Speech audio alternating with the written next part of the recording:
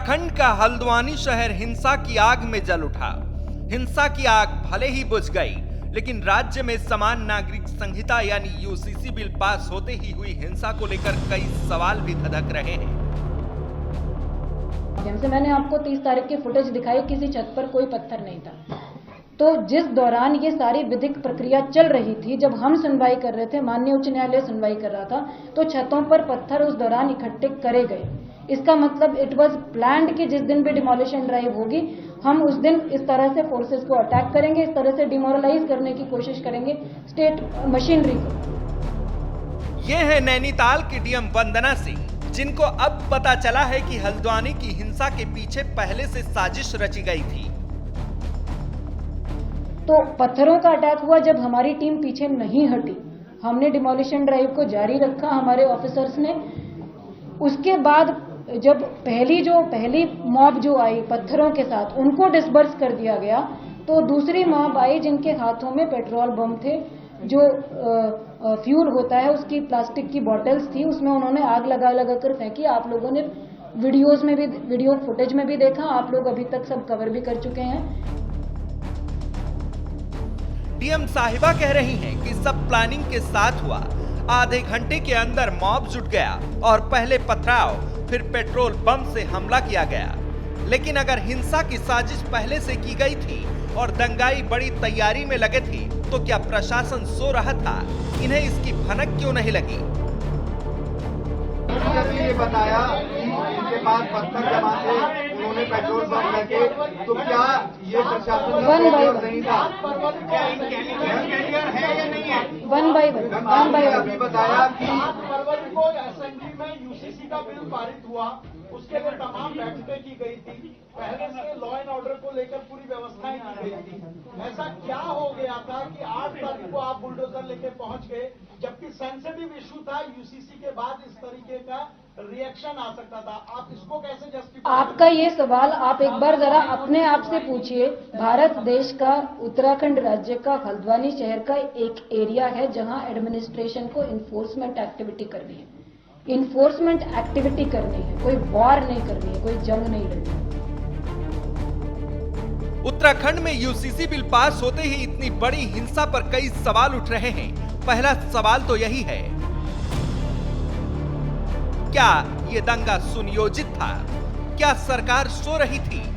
क्या पूरा सिस्टम सिर्फ अपने आकाओं को खुश करने में लगा था? हल्द्वानी के मलिक का बगीचा नाम के इलाके में बने अवैध मदरसे और धर्मस्थल को तोड़ने के लिए नगर निगम, प्रशासन और पुलिस की टीम क्षेत्र में बिना हवाई सर्वे के ही घुस गई। जब ऐसा अंदाजा था तो पुलिस प्रशासन कार्रवाई से पहले हवाई सर्वेक्षण क्यों नहीं करवाई?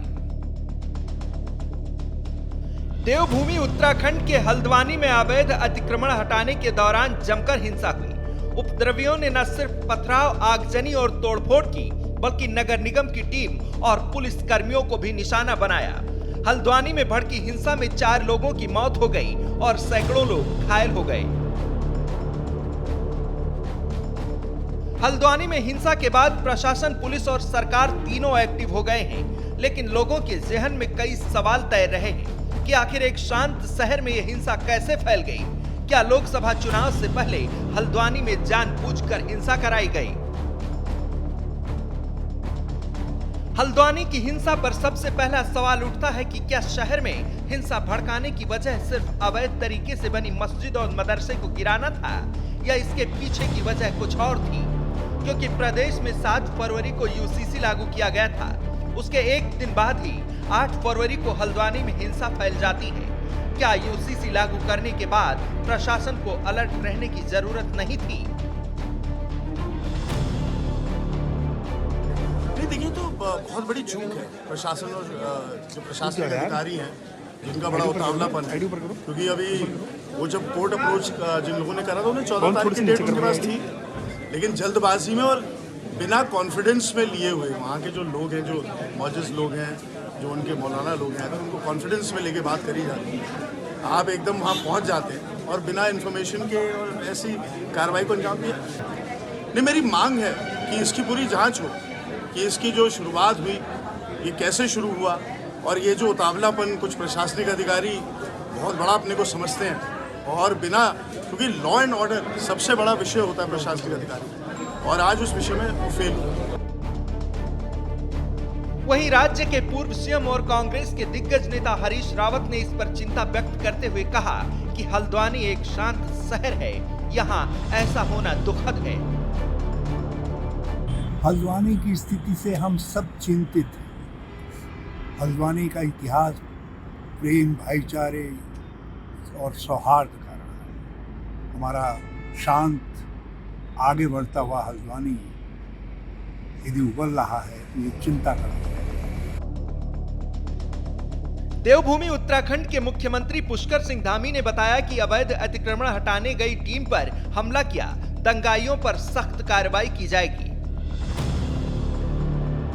हल्द्वानी के बनभुलपुरा क्षेत्र में न्यायालय के आदेशों के क्रम में प्रशासन की टीम अवैध अतिक्रमण को हटाने गई थी। वहां पर कुछ अराजक तत्वों के द्वारा पुलिस के साथ झड़प हुई है, पुलिस के साथ संघर्ष हुआ है वहां पर, और कुछ पुलिस के लोगों को, प्रशासन के लोगों को चोटें आई हैं। वहां पर अभी तत्काल अन्य कंपनियां पुलिस की और केंद्रीय बलों की भेजी जा रही है। सभी से शांति बनाने का हमने अपील की है, कर्फ्यू लगा दिया गया है, और जो भी इसमें दंगाई होंगे, जो भी इस प्रकार का अतिक्रमणकारी होंगे, जिन्होंने आगजनी की है, उनके खिलाफ कठोर कार्रवाई की जाएगी। बता दें कि फिलहाल हल्द्वानी में कर्फ्यू के बाद इंटरनेट सर्विस बंद है और नमाज के लिए जुटने पर रोक लगा दी गई है। प्रदेश भर में पुलिस अलर्ट मोड पर है। इसके साथ ही देहरादून, हरिद्वार, उधम सिंह नगर में चौकसी बढ़ा दी गई है। श्रेष्ठ उत्तराखंड पर खबरों से जुड़े रहने के लिए चैनल को सब्सक्राइब करें, बेल आइकन दबाएं और देखते रहें श्रेष्ठ उत्तराखंड।